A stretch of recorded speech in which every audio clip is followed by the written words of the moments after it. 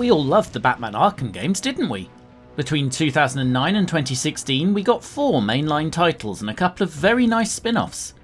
They brought Batman properly into the new generation with their mix of stealth, gadgets and good old-fashioned pummeling. They're well remembered, and it's not surprising because they are 4 very good maybe 2.5 very good games. With Rocksteady off, somehow taking 9 actual years to make a Suicide Squad game whose trailers have been getting a mixed reaction, Warner Bros. Montreal moved to fill in the gap with last year's Gotham Knights, whose setting and plot are very similar but not actually in the same universe. Warner Bros. Montreal have form here. They were responsible for the black sheep of the Arkham series, Origins, which got an iffy reception, not least because of a nasty save game deleting bug, but which, timing issues aside, I enjoyed as much as any of them. Knight stole a lot of its better ideas even. It's that run of words like mixed reception that get my attention, because on release that was the fate of Gotham Knights as well. It's got a 67 Metacritic, noticeably worse than even the 74 for Arkham Origins. And such things make me suspicious, because sometimes I think the internet reacts badly to any sort of change. Saints Row 2022 wasn't perfect, but people hated it from trailer 1 because they didn't like that 20-year-olds in 2022 were different to 20-year-olds in 2012. Cyberpunk got dragged over the coals for being a buggy mess the previous year, by people who have apparently never played a Bethesda game in their lives. I played Watch Dogs Legion and Hitman 3 either side of Cyberpunk, and Watch Dogs crashed considerably more than it on launch, and Hitman 3 is the only one of the 3 that decided to corrupt my save game. Nonetheless, despite being an Arkham fan who, despite the issues with Knight, has completed all the mainline titles, plus the really excellent VR game, sheer time means I skipped over Gotham Knights on release too. Now is the time to change that.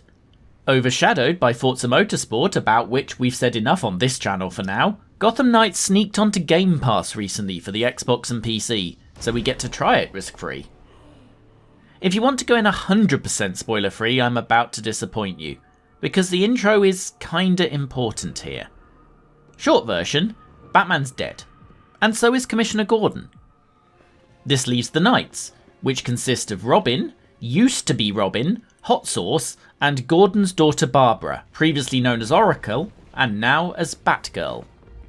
Arkham game players might find this one strange, as Oracle was a wheelchair user in that series, and is now, visibly, not.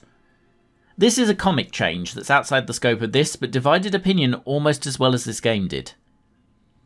In any case, Gotham Knights allows you to be any one of these 4 characters, but it's quickly obvious from the intro to me that the boys here are all incredibly dull. I'm not sure I can even tell Robin and Night Robin apart from anything they say, and Red Hood has a personality as complex as his name choice methodology. So we're going with Batgirl. And from the tutorial, it's so far so Arkham, as it introduces you to the obvious. Bit of stealth, bit of punching, couple of takedowns, and detectiving. Dr. Langstrom has been murdered and dragged about a bit. There follows a change from Arkham.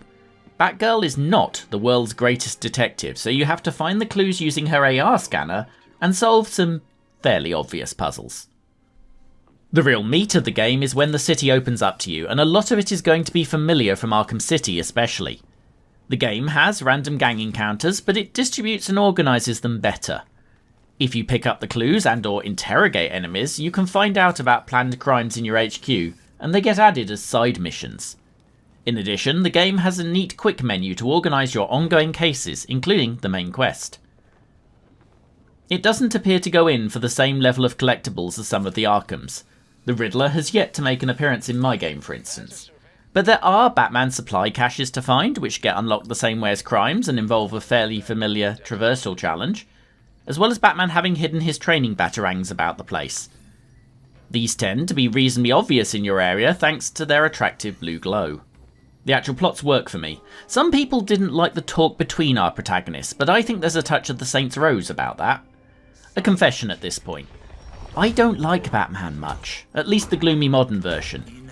He's dull, he's annoying, and you're asking me to sympathise with the concept of a billionaire capitalist as my man of the people hero.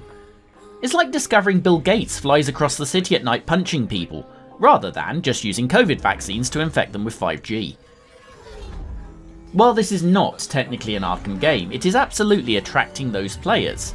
And unsurprisingly, a group of 4 semi-normal people are different to Captain Sulk. I like it.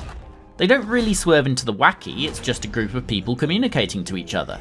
And Alfred remains a calming presence who quietly drops the important revelations between nights. And there's the big change from the Arkhams. Those games pretty much take place in one night, but Knights has a timeline. You go out on patrol, take care of the main plot, some side missions maybe, and then when you return to the Belfry, time rolls on. It works well, with the main plot having a recommended character level for you to further control difficulty, while the general city population levels with you. I'm not a big fan of area leveling like this normally, but by still allowing you to deal with the main plot as and when, and the city grunts not generally presenting the largest challenge even at level, it works well enough. The open world also has a decent variety of using them, with Batman-style strongholds returning along with rescue missions and even times when you have to prevent a break-in before it happens by guarding a door or building. The fighting is generally good, if not maybe quite as nuanced as the best of the Arkhams. Extra Punch will still be your go-to, but you do end up unlocking some other good stuff, and tactical use of slow but heavy attacks and upgrades that help prevent people interrupting you all start to become useful as you go through the first few hours. Stealth too works as well as Batman, with loud and slow but quiet takedowns something you can achieve from orbit. So where are the objections that cause the scores? Well, firstly there's the issues around people wanting a Batman game and getting 3 Robins and a nerd. And that's just personal preference, even if it should not have been a surprise. Criticisms also went around the supposed simplicity of that fighting system, and that just tells me people gave up very early on. And I get that. A game that takes 10 hours to get good is a bad game, after all. Expecting to have every single move available to you at the start is just not how these games work though.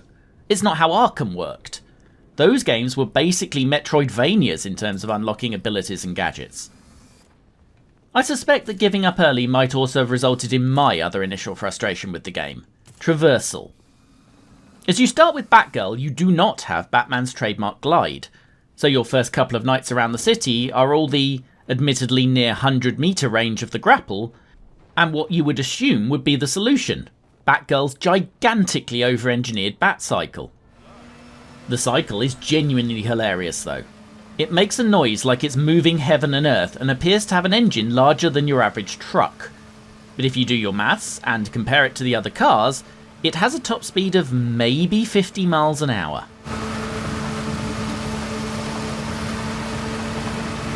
It still doesn't take long to get across a city, where your longest journey is maybe 1.5 miles, but it's like someone gave her something made by Fisher-Price. Luckily, if you, pro tip here, rush the knighthood side missions, then you unlock the glide pretty quickly, and then, as they say, you're at the races, and uncovering a game that, again, does not use its villain characters the same as the Arkham games. Anyone who enjoys, not to put too fine a point on it, ditzy Harley, is going to be surprised by this characterisation returning much more to her scientist roots. Well, well, if it isn't Batgirl. Early in the plot, she escapes prison and goes into nutritional supplement selling. And this smarter, more together Harley I really like. But again, it's a big change. I'm not going to sell this as the best game ever by any means, but from my first 11 levels and maybe 6 hours or so, this is better than at least one of the main series Arkham games. And at the very, very lowest is a match for Origins, which itself I thought was unfairly treated. If you had any interest in those, and you have Game Pass, this is absolutely worth your time. Just don't go expecting a carbon copy of the Batman games. And it's worth noting that with the villain-focused Suicide Squad, even Rocksteady aren't doing that again, and I fear it too is going to suffer from the same kind of reception. It's your time now.